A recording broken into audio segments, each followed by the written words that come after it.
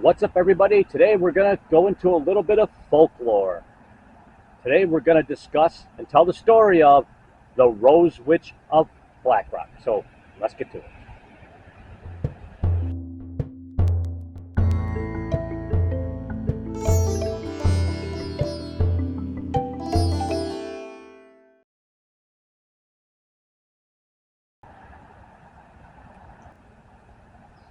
Okay, the Rose Witch of Blackrock.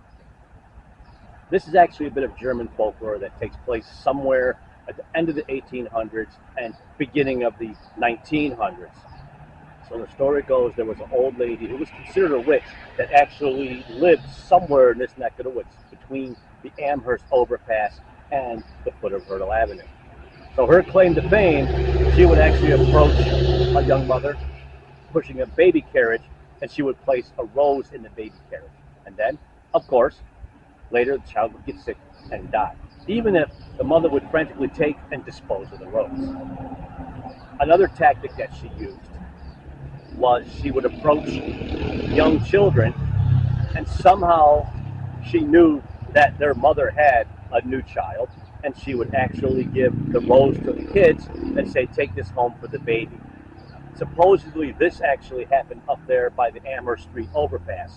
Now, in that particular case, from what I've read, from what I've researched, that child got really sick and didn't die. So as you can see, this one here, I've actually tried to deep dive it.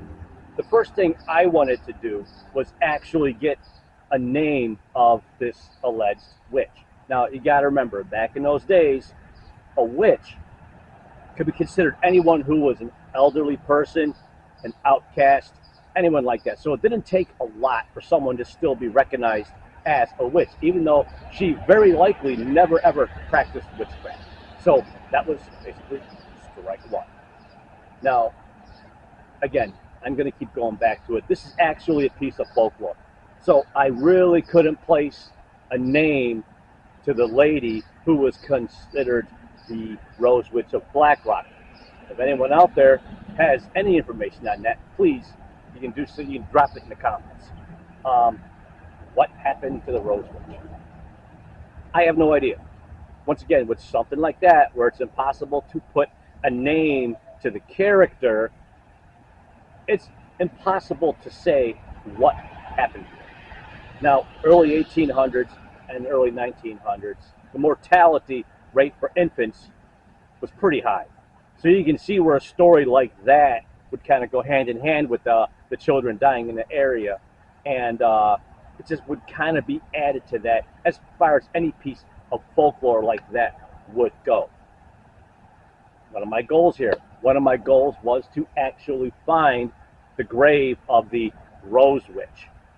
Well, again, without actually having a name to attach to the Rose Witch, I couldn't find a grave because I wanted to actually find a grave. So here's the mathematics on this.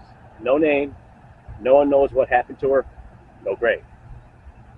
So another thing, it's impossible to get names of any children who actually passed away as a result of direct interaction with the Rose Witch.